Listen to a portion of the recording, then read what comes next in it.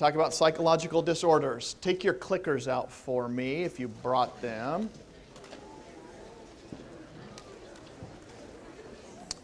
Here's what I'd like you to do. Click in if you haven't yet.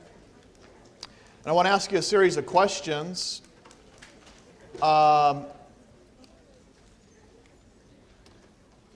on your clickers real quick because I'm going to turn this off and we're going to go to a series of questions. What I want to do is ask about your experiences in your own families, but also in interacting with the public, that is strangers out there, about any encounters with people that you thought had a psychological disorder. And what I'd like to do today is just simply start the conversation about what psychologists know about certain kinds of disorders, the prevalency, the types, and the characteristics of some disorders, and then we'll go from there. So here's what I'd like you to do. Let's start with the first question. All right, question number one, yes or no, and it's just simply this. Have you ever had an encounter with a person with a mental disorder while in public, like at a mall or a supermarket or the airport? Have you ever had an encounter with a person with a mental disorder while in public? A, yes, B, no. Just by show of hands, we'll show this in a minute, but how many have had within the last maybe month or two an encounter? Anybody even recent like that? That's a lot. We'll see with here. For you, there are by far the vast majority, 320 some of you said you have had an encounter in a public location, and very few of you, only 35, have not. Let me ask this, and it's the next question. A is yes, B is no. Did you feel uncomfortable in this encounter? One of the things we're going to talk about is mental disorders oftentimes lead to us feeling uncomfortable, and we'll talk about what that means. The unknown sometimes comes into play. You can see the answers up here. About a little more than half, 2/3, said you did feel uncomfortable. 219, 134 said it didn't make you uncomfortable. Did you feel that the person's behavior was unpredictable? A would be yes, B would be no. Did you feel that the person's behavior was unpredictable? Unpredictable simply means you weren't sure what was going to happen next or how they were going to behave, which maybe caused the uncomfortableness for some. But was it an element of being unpredictable? And that seems to have captured even more than, that's probably like 3/4 of you said yes, 267. 80 said it wasn't the unpredictability side, but maybe it was this, not unpredictable or both unpredictable. Did the person seem dangerous? A, yes. B, no. Did the person seem dangerous? We'll talk a little bit about the relationship between psychological disorders and aggressive behavior or dangerous behavior to others. And we'll mention that here in just a minute. The answer, by the way, for most of you, they didn't seem dangerous for 270 of you, but for a few, 75, it did feel that there was something about danger involved, maybe to you. And then let's start with a more personal question. Are there any members of your family that suffer from an anxiety disorder? We'll talk about anxiety disorders being in the categories of phobias or panic attacks or something called obsessive compulsive disorders. Are there any members of your family that suffer from an anxiety disorder? If you're not sure, then you don't have to answer. It would be. But again, it's all anonymous. The answer, or the numbers, by the way, are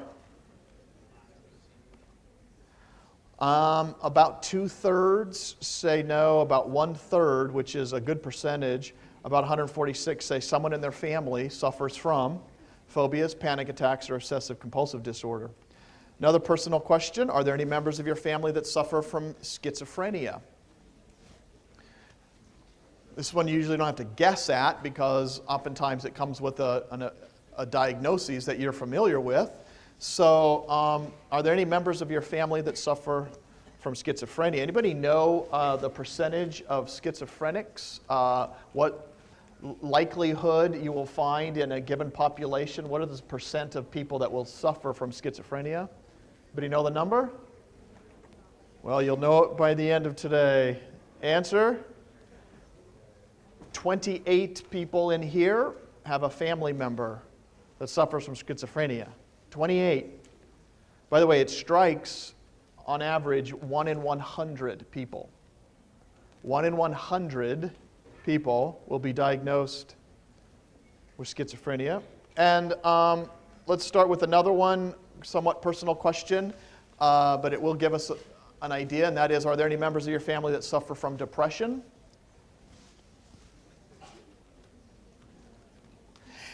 By the way, I'm going to define all of these terms, not only anxiety and schizophrenia and depression, but even what a psychological disorder is, and then I'll give you a chance. If you have questions about psychological disorders that you would just like to ask, write them down, raise your hand, and bring them up, because today's the day as well as next time we meet. By the way, as far as members that suffer from depression, almost half, 50-50 in this room. So 160 people out of those that clicked in said, yes, someone in their family suffers. Does that strike you as a big number or a little number? Half the students in here have somebody in their family that suffers from depression. That seems like a big number to me. All right, so it gives you a sense that what we're dealing with is a fairly widespread area of experiences that we have, that disorders seem to affect most of us in here in some degree, shape, or form. Here's what we're going to do. We're talking about what disorders are. Is Monk still out there? How many have ever seen this show before? Oh gosh, almost all of y'all. How many love this show? It's a fun show. Why do you like it so much? Well, he's got a very interesting, I'll be honest with you, I saw maybe, I don't know, maybe I've seen it once or twice, I think. I'm assuming he suffers from something called obsessive compulsive disorder. And we'll talk about accurate reflections and are these accurate accounts when it comes to media's representations of some of these things. So let's just start with a quick introduction. You don't have to put any of these numbers down, but this one is I think, one of the most shocking numbers, and that is in the percentage of the population reporting a mental disorder in their lifetime. Basically, it's 50%. 1/2 of all the people will eventually report a mental disorder. Now, that could be substance use disorder, which you might recognize as someone that deals with an alcohol addiction or an addiction to some other substance as a good percentage of that. But anxiety disorders, 1/4 of those will be in the area of anxiety, 20% in mood disorders, and in about 1% of the time it's schizophrenia. What does this say to anybody real quick? 50%. Surprising number or not surprising? How many say that's a pretty surprising number? Yeah. 50%. In their lifetime, will report a mental disorder at some time. In this, the proportion of the population that meet the criteria for a disorder, again, same kind of thing. These are in any disorder meeting the criteria, and these are the different ones which we'll talk about. One other keynote, this is related to meeting somebody in a public place. You could have met somebody with a psychological disorder. If you were in this country 40 years ago, it might not have been as prevalent or likely as it is today, simply because of a change in many of our the laws in how we treat somebody with a psychological disorder. For a long time, inpatients, that is somebody who you could put into a hospital and leave there because of a mental disorder, if there was a time in this country where if you had a doctor and or you can convince a person in authority that the person you were interacting with was disordered, they could put them into an institution until they could prove that they were not disordered. And so they would literally end up in places. Now again, you needed a doctor to confirm this, but it wasn't that difficult to put somebody into an institution because you thought they were suffering from a psychological disorder. That has been changed now. So if you suspect that someone is, they could go into, for an evaluation period, but say, I don't want to be here. You can't keep me against my will. And that is, these state and institutions will not keep you unless you're a danger to yourself or to somebody else. And so a lot of individuals will say, I don't need help. I'm not disturbed. I don't have problems. And so they end up not being able to oftentimes care for themselves or get the help that they need, but they're convinced they don't need it. And so they end up frequently on our streets, living in places, just trying to survive. And so this declining, right here, this slow movement down out of inpatient populations is correlated with an increase in people that are in outpatient treatment. It has a lot to do with the way in which a person can now determine if they want to be hospitalized or not. Again, in some cases, they don't have a choice. Danger to themselves, danger to others. They will be put into an evaluation, into a longer evaluation period. So, today, the number of people that are dealing with major psychological disorders among our homeless is going up all of the time. Probably the estimate is anywhere from 1/3 to 1/2 of homeless are dealing with a psychological disorder. Well, this puts all kinds of pressure on people to actually even come up with what does it mean that a person has a psychological disorder? Let's start with that question. How do you know if a person has a psychological disorder? Some of you told me that you interacted with somebody in a public setting and you believed they had a disorder. Tell me why you thought they did. They were talking to themselves. Is talking to yourself a sign of mental disorder? How many suffer from that on a regular basis? Yeah, half the hands went up. But there was something different about this, wasn't there? This person, oftentimes that we see, is carrying on a conversation with themselves and nobody's there. I told you my story, right? About the person that was talking to himself as he walked past my office over there and was banging and yelling and screaming. You remember that story? There is something different when we talk to ourselves, it feels like. But when somebody does this in a public setting, we tend to think of that as, okay, that's not normal. What else? How else did you know, or why did you think that this person was disordered? Maybe what they were saying, like you say, how they spoke, or okay, just maybe there's some different things about their quality of speech, right? Their quality of speech influenced that, yeah. Okay, they were having a conversation with nobody on a phone that didn't work. Maybe there's, for some, we might think that they're showing what we wouldn't say normal emotional reactions to things, right? Good, yeah. Okay, there's a lack of maybe knowing socially what's going on or what's appropriate or what's not. Body language tells us what? That they're feeling emotions intensely, or... Okay, there seems to be something off. Or erratic, strange behavior. And massive mood swings. Okay, so great examples. Ready? The answer is, it's really hard to define what's a disorder and what's not. There was a student who went to this school here who never one day in the 4 years I saw her, I told you this, never wore shoes. In 4 years. Not at the first day of classes and not at graduation and never in between. I never saw her wear a pair of shoes.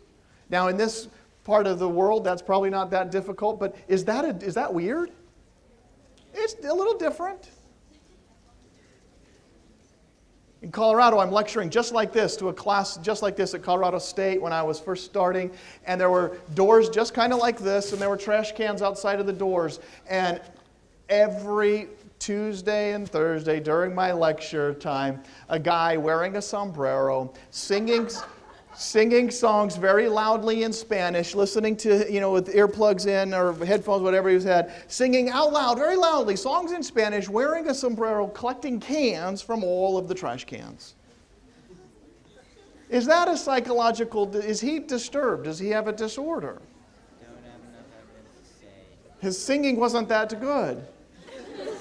But that doesn't mean he was disordered. Collecting cans, wearing a sombrero, all of these things are like, well, there's something different about that. It's odd. But does that make it a disorder? Bottom line, how we define disorders, there's no easy, straightforward formula.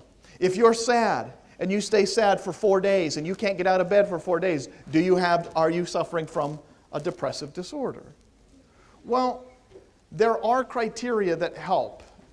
There are ways we begin to define disorders. What is abnormal? Is wearing a sombrero in this culture, right here where we're at, in this location, is that abnormal? And some of you qualify with some of the things you wear because, sorry, I didn't mean that about you. So what is it? How do we know this line? Where does the light green separate itself out from the dark green? Where do we draw it? Do we just say, oh yeah, anybody here, that's abnormal? What would be some criteria we could use?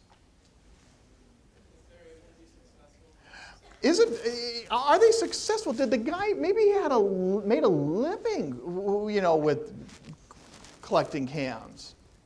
Maybe it wasn't maladaptive at all. It was fairly adaptive. That's a great criteria. Does this make him unable to be employed or feed his family or himself? Or are they able to function? Well, we start looking at some of these, and there's just a real quick guide to how we define a psychological disorder. One of the first ones is, are they statistically deviant?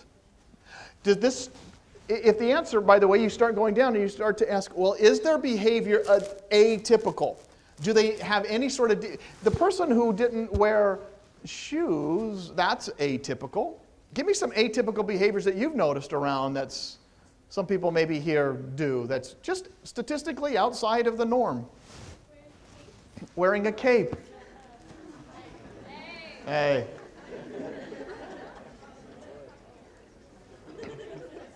Anybody else? Maybe we won't do this then. I'll stick with my stories. This lady, who is she? She's a deviant. She's abnormal in one category. Her name, Marilyn Vos Savant. Remember me telling you her story? Marilyn Vos Savant. Did I tell you this? She scored highest score ever on an IQ test. She has the highest score on an IQ test. She beat me by like 1. I was so mad. I was like, dang, that's bad, like that. But I used big words. So is that atypical? Uh-huh. Is she at the far end? Uh-huh. Nobody's out there with her. That doesn't make her abnormal, does it? All right. The other thing is, another layer we have down real quick is it unjustifiable? Does a person's behavior violate our cultural standards? Now, wearing a sombrero, kind of borderline, I guess. It violates some of our standards. If you dress up in cross-gender clothing, in most places, that's weird. That's what we call violating a cultural standards, but not in all cultures. How about this woman, right there? Lady Gaga. Does that violate cultural standards? Much of her behavior violates. Does that mean she's abnormal? Yes. No, it doesn't. Doesn't mean she's abnormal by the definition that we're trying to get at, which is, for her, it's a little bit of an atypical, unjustifiable, a little bit odd or weird. But does it cause emotional distress? That's another very important category. And I would guess the answer to this one is neither the person who was barefoot, nor the person who collected cans wearing a sombrero, nor Lady Gaga find emotional distress in their behavior. They don't say, this is undesirable, I don't like this, I don't want to be here, this makes me depressed, I want out, I can't stop, right? So therefore, if it doesn't meet all of these criteria, we tend to not define it as a disorder. It's maladaptive, as someone said. Does this person function and get along well? Well, you know, adaptive usually means they can behave or act in a certain way that allows them to live a life in an adaptive way. That's another one. So, all that to say, in defining normality from abnormality, this is varied over time. It's changed by culture. We try and put these things on here so that if you put down a behavior that's both includes being atypical, unjustifiable, undesirable, and maladaptive, it gets a little bit easier to say, yes, this is behavior that seems normal. That clearly falls here in the abnormal, and it gives us a way of trying to define this. Still doesn't make it easy, okay? There are situations in which people do things that are very weird and different. If it happens, by the way, I just want to make a real quick clarification that if it happens in a legal setting, we call that impaired judgment. And so we define, the legal system would define impairment and hence abnormality differently. They call it sanity or insanity. And you've heard of an insanity defense that goes with somebody who, what's the insanity defense mean?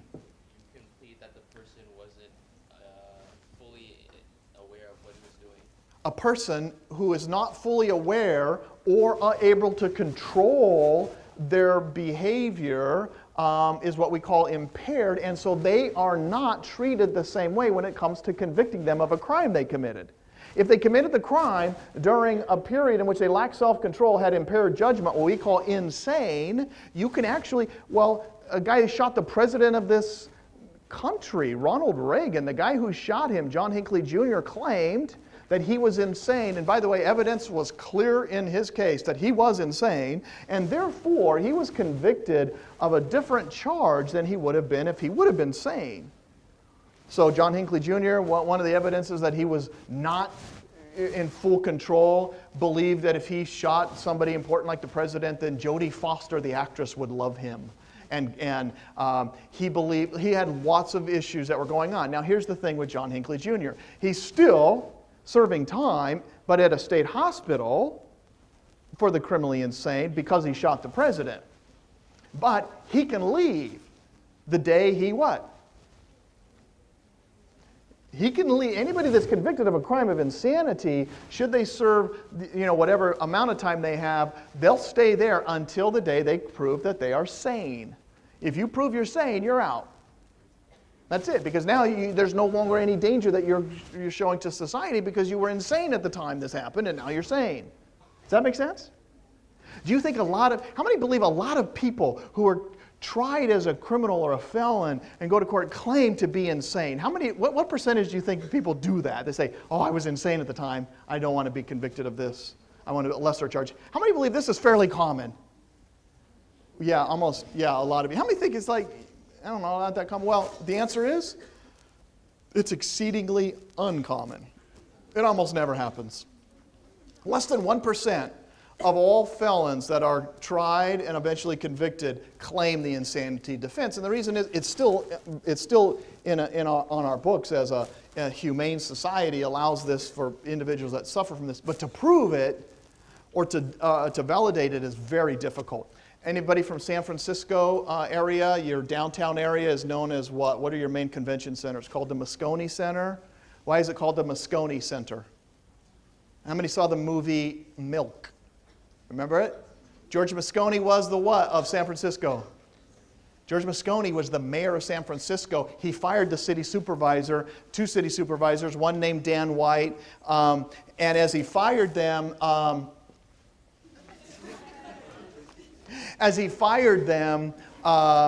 Dan White went home as city supervisor, believed that it was because he was outspoken critic of homosexuality, and that he went home, got a gun, climbed through a window to avoid the metal detector, went up to the mayor, George Moscone, bam, bam, bam, shot him 6 times, killed him, went to the city supervisor next to him, Harvey Milk, bam, bam, bam, shot him, killed him, and he went to court, went to trial, claimed a lack of awareness of ability to have self-control and impaired judgment, and that he ultimately convinced the jury, and one of the arguments that showed and demonstrated that he was insane was that the only thing he had eaten for the last 6 months were Twinkies. And there was evidence presented in court, I think it was 3 months, maybe not 6, but either way, his only meal consisted, every meal of every day consisted of this, and the jurors went, wow, nobody that's thinking rightly would eat a Twinkie for that long and that often and that frequently. He was convicted not of first-degree murder, but of manslaughter, and was released from his sentence about 4 years into after he was, about 3 or 4 years later he was released, which, by the way, he committed suicide a couple of weeks after being released. That was Dan White. All of that big story to tell you that insanity is not a psychological definition. We deal with what is a mental disorder, and to classify them from a psychological standpoint is very clear, though oftentimes re-updated and edited versions of this book called the Diagnostic Statistical Manual. And in it, do you guys have one? If you go through a PhD or a PsyD program or any type of training at the graduate level, you will probably own and buy this book. And inside of this DSM, is it now DSM-5? Has it come out yet, or is it not yet? But it's coming, and that is a revision of this. But inside you can see a listing of almost every psychological disorder. And it lists, its aim is to name and describe all of these disorders, but it also says the criteria by which you would be able to diagnose somebody with this disorder. What are the characteristics? How frequently does a behavior have to occur? What are the likelihood of certain ages being affected, let's say with clinical depression? And then what are the signs that would allow somebody to be able to name this and describe this disorder? Now, the criticism, or not the criticism, but one of the controversies is once a person has been given a label, let's say of schizophrenia or obsessive compulsive disorder or manic depression, that label stays with that person. And then if you're ever filling out a job application and you have to say, have you ever been diagnosed with a psychological disorder, you have to write, yeah, I was diagnosed with clinical depression. And sometimes that's not a good thing in many places in our culture because it does put the person under a different level of analysis, and some employers go, I would not hire somebody like that, even though they outwardly may not say that. That may be how they behave. Here was a simple rating of these 2 applicants. They thought they're the exact same applicant, same resume and everything, except for one of them did say, I was in the past diagnosed with the disorder and was briefly hospitalized, and their level of rating by people on the outside went way down with just that simple label on there. So it does have an effect on how we perceive people, which is why there's a somewhat controversy. There are lots of things, by the way, that we still use. Questions, by the way? Yeah. Who creates the DSM? What organization? The DSM is done by APA, American Psychiatric Association. It's a group of psychologists and psychiatrists who sit on a panel. It's a large, extensive group who meet probably every couple of years to update and then put out new versions, maybe every 5 to 10 years. Yeah, that's what it is, American Psychiatric Association. Does that job label, does that label that you diagnose follow you everywhere? Like, you have to put it That's a great question. I don't know if I know the answer. Maybe somebody else in here knows. If you are diagnosed with clinical depression and it asks on a job application, do you have to reveal that? I guess I don't know the answer, and it probably varies state by state now that I think about it. So, your question was, do you have to do that for the rest of your life by putting that on there? I'm not sure. It's a good question. By the way, just lastly too, there are some things that we no longer refer to that we used to. So how many of you ever heard of the word neurotic or the word psychotic? It was very common in somebody had a neurotic disorder or psychotic. We don't use that anymore. It's still out there in popular language that there's such a thing as a neurotic disorder or a psychotic, but the psychotic is still there. People still can have a psychotic episode but we don't use the word neurotic as now one of the categories of somebody. But it has stayed around in our kind of common language use in the culture. But neurotics would be, in the past, would be somebody, I don't know, that would have a disorder that may not be all that, like, you might think of, like, say, a neurotic would build castles in the sky. Have you ever heard that? They build castles in the sky. That is, their feet is, planted in reality, but they just build castles. And then the psychotic would what? They would live in those castles. That's the kind of way of knowing. Psychotics are a whole level different. And then the psychiatrists come along and collect the rent. That's the difference too.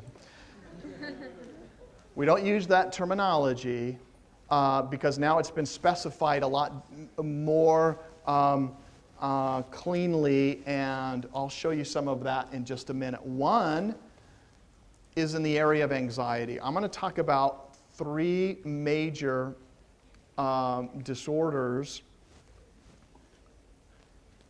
that we group broadly into the categories of anxiety, mood disorders, and then schizophrenia, okay? So if you have questions about any types of disorders that don't fit in there or you wonder about, certainly raise your hand and ask, and we'll go through that. When is anxiety normal and when is it not normal? How many of you all have felt anxious sometime in the last week? You felt anxious. Almost every. Can I ask somebody with your hand up? How did you know? How did you know you were anxious? What went on with you, or what did you feel? Restless. How many say you felt restless? Okay, that's a good one. Anybody else have a different symptom? How many have, when you feel anxious, your stomach gives you problems? Stomach ache or pain? Anything else that you knew caused you, or you felt, when you felt anxious? What's that? Lip quiver? Okay. How many felt that before? Your lips like, only him, all right? It's kind of quivering. No, it's not. Shaking? How many sweat? How many sleep a lot when you get anxious? How many sleep a lot when you get anxious? How many don't sleep when you get anxious? Just the opposite, yeah. Okay. When is your anxiety and your symptoms, the things that you're describing, when does it become what we call abnormal? If your feelings of these things, feelings of dread or doom, persist over time and are distressing,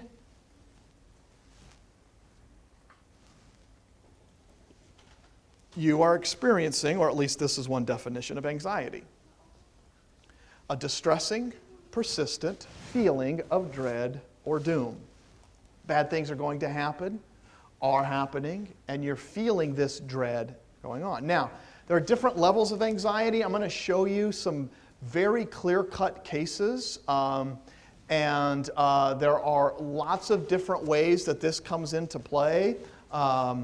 Generalized anxiety is a broad category that is just simply anxiety that's long-lasting, or even a kind of apprehension that we call long-lasting. You just feel this.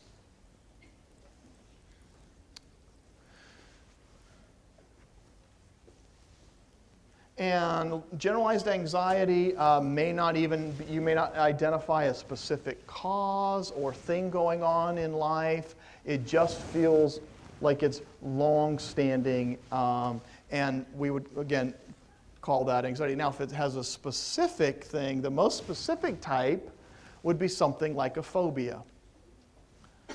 A phobia could be about almost any specific thing. Does anybody have a snake phobia or a spider? Sorry. It's an unrealistic fear. Anybody? There's a picture does any. For some people with phobias, maybe even seeing a picture isn't a good thing. But I'm assuming most of you are all right with this. Unrealistic fear of a specific situation, thing, or activity. Anybody have one in here that, or know somebody that has one that isn't up here? Like Fear of going over bridges. fear of going over bridges. How many have that one? Anybody have fear? A couple people? Yeah. Others, fear of heights. How many have a fear of heights? Acrophobia. Any other ones that you know of? Yeah. I heard of someone who had a fear of taking left turns. Someone who, okay, don't know if it's true. Could very well be. Yep. Fear of frogs. Fear of frogs. Not you, but somebody. Yeah, that's fine. We're not talking about. Fear of getting diseases. Yeah, what's that called? Anybody? Yeah. Hypochondria. Way back there. Fear of dinosaurs. Yeah. That one died out, though, a long time ago. It's not around. It's still not. It's still there. How about fear of, how about Santa claustrophobia? Have you heard that one? It's fear of getting stuck in a chimney. That's a drag.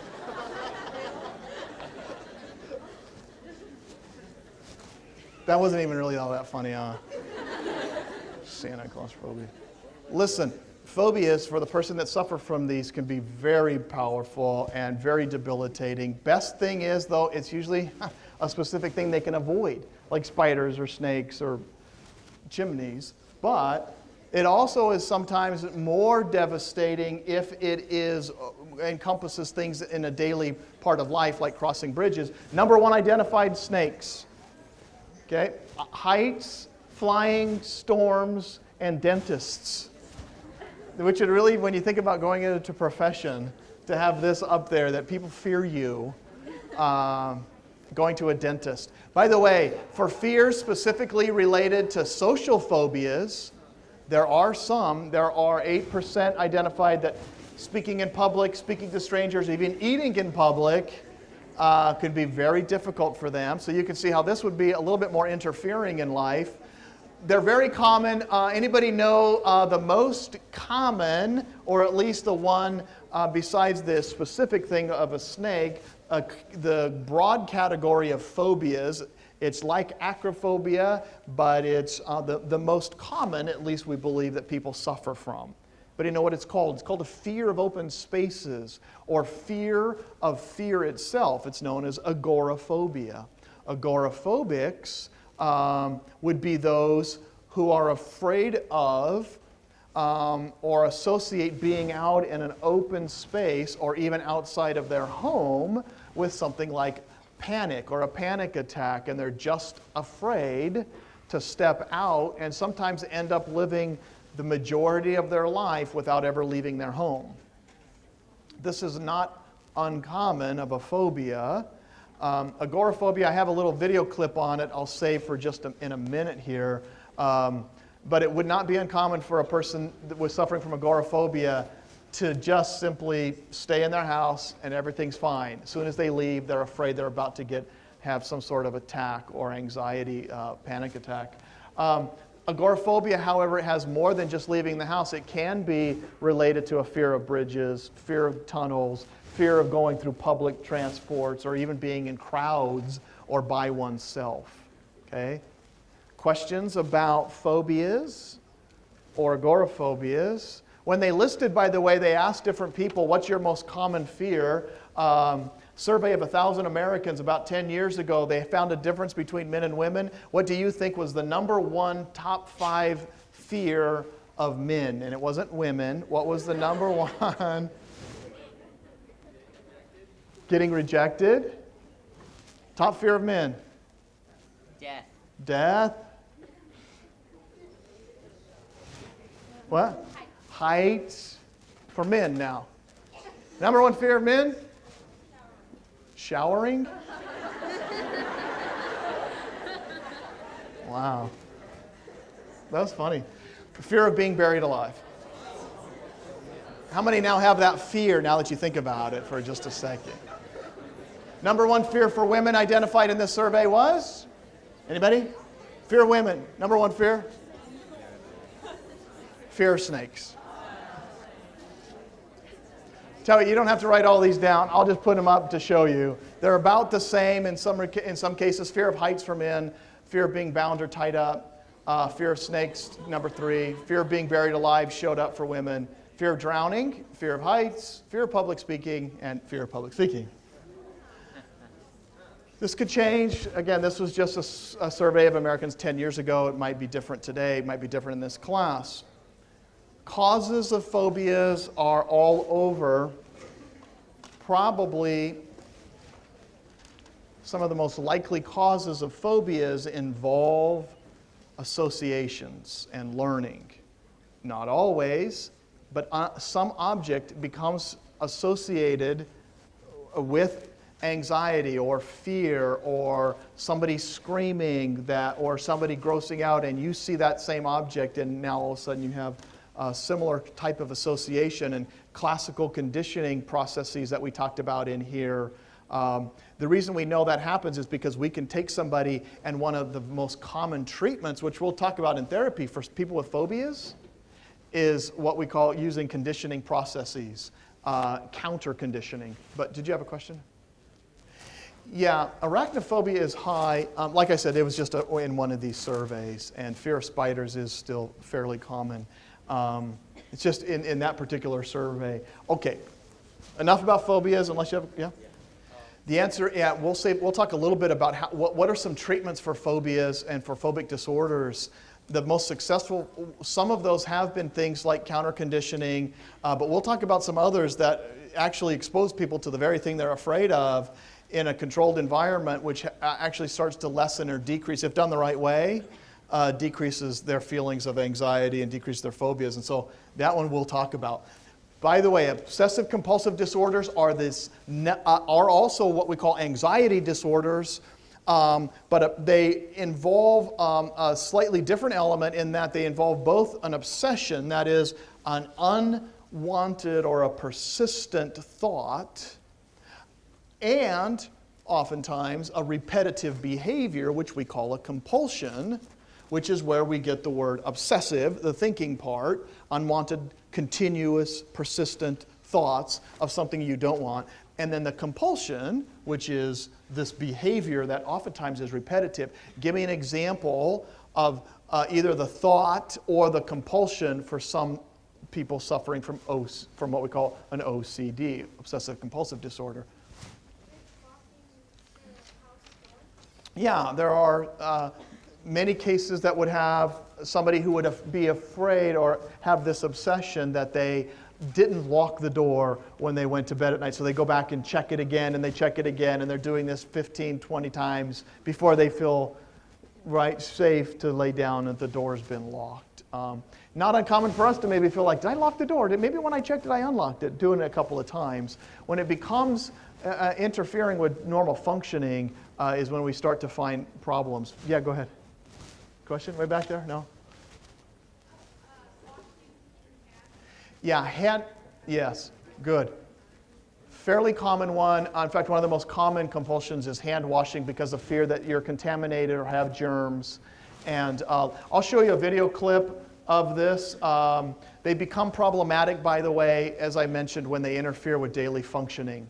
So let me show you, in this case, a person that deals with a fairly devastating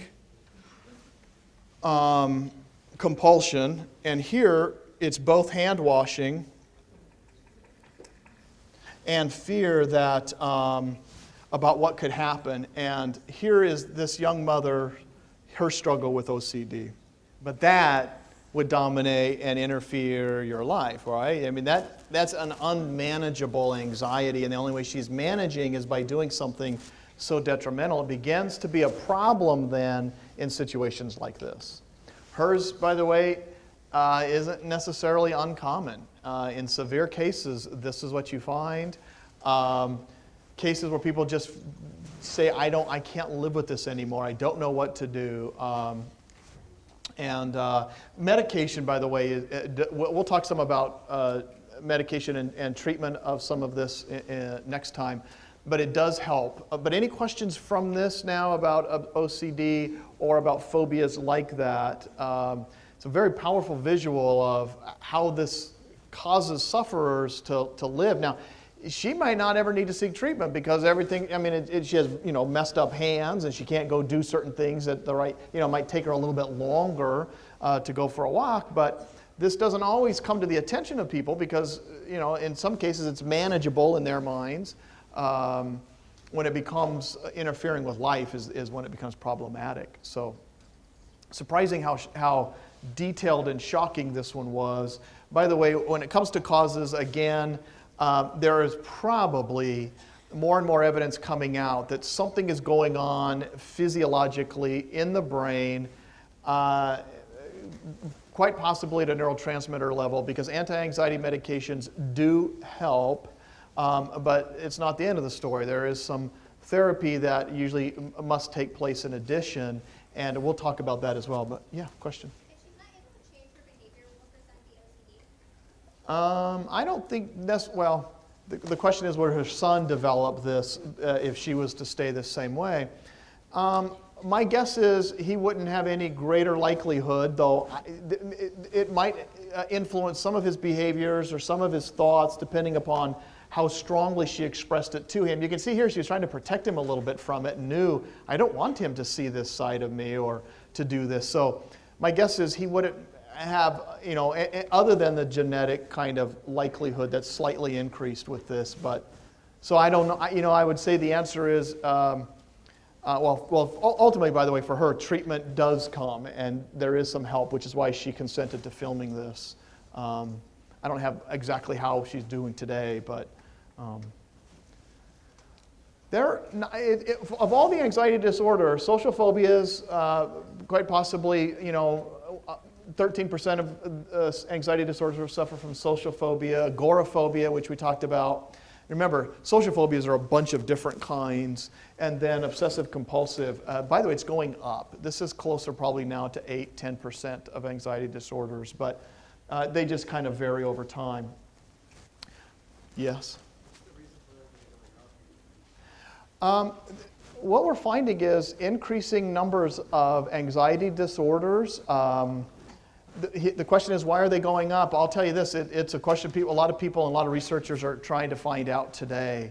There is some indication that our lifestyles, by the way, with anxiety disorders going up, your use of technology we're finding more and more cases of anxiety younger and younger.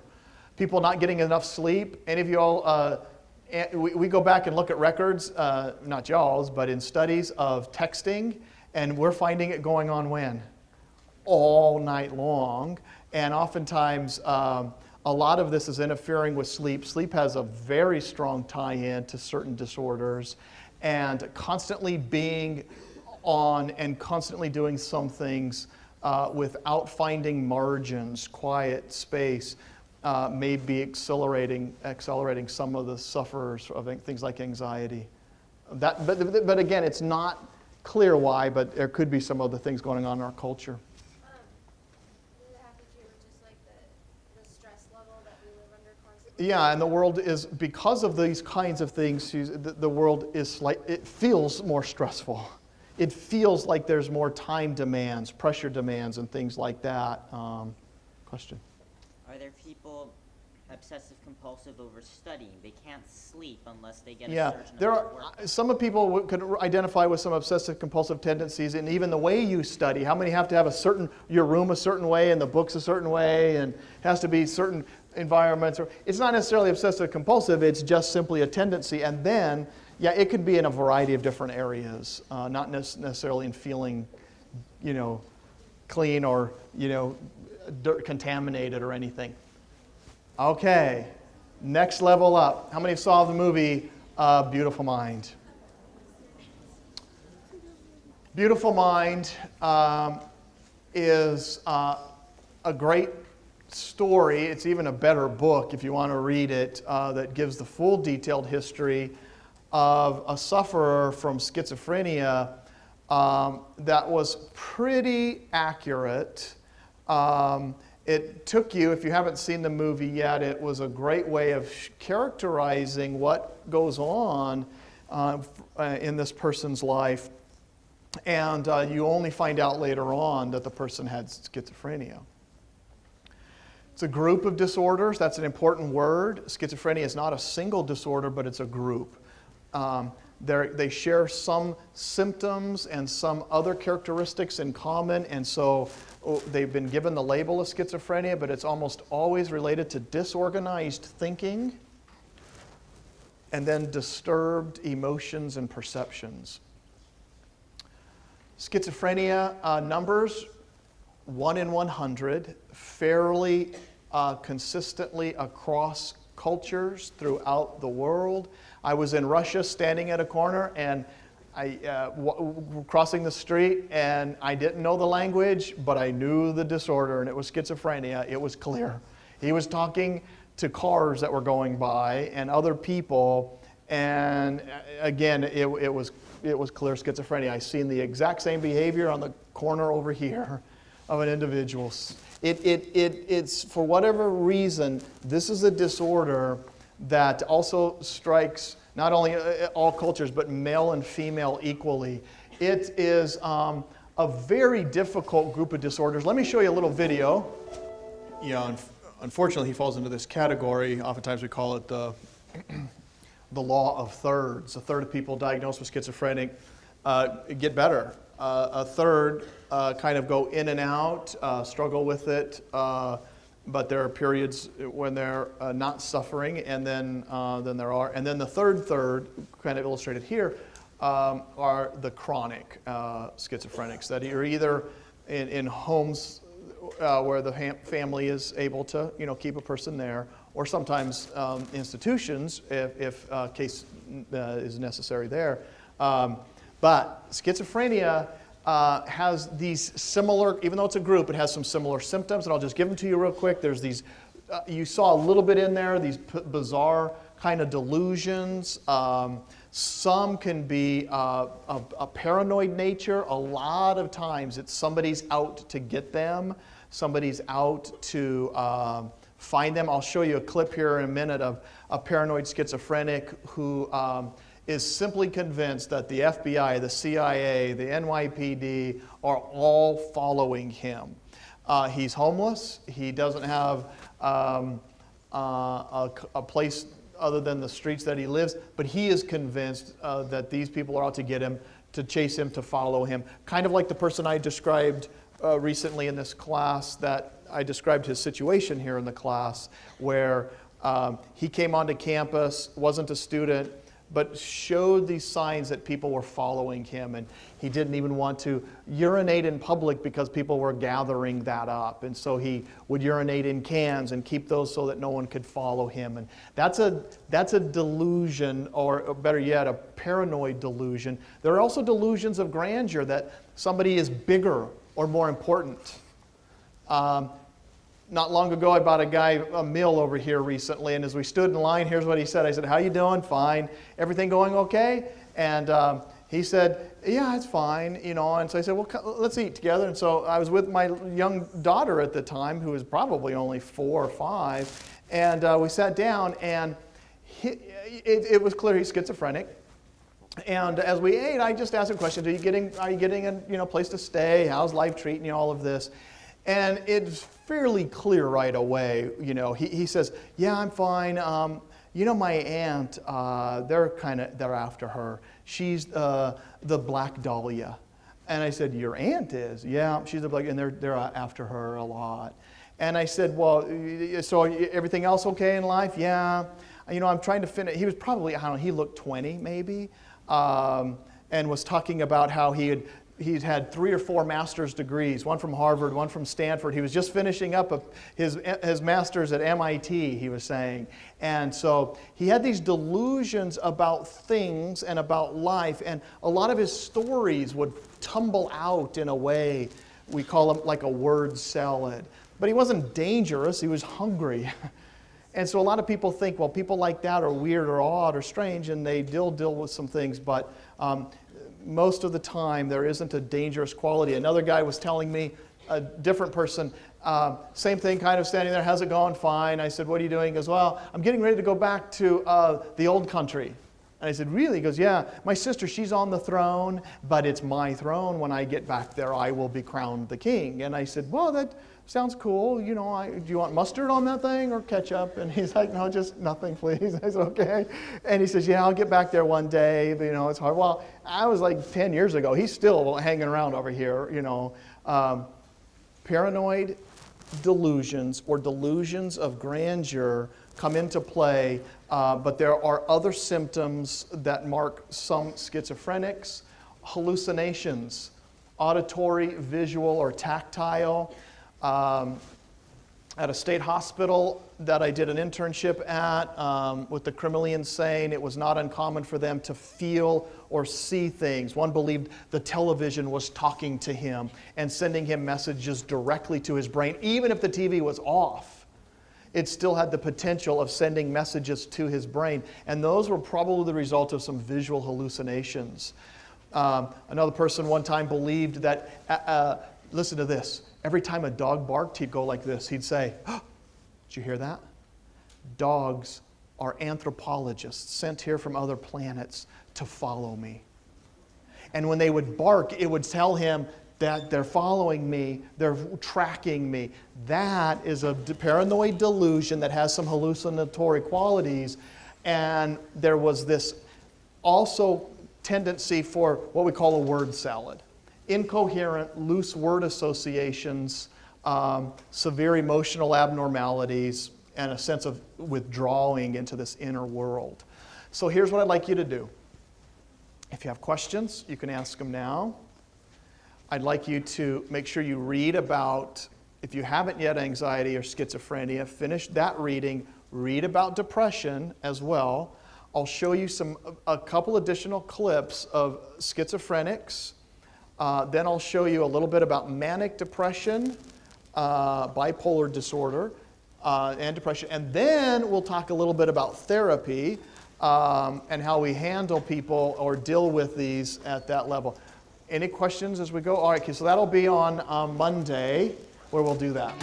Biola University offers a variety of biblically centered degree programs, ranging from business to ministry to the arts and sciences.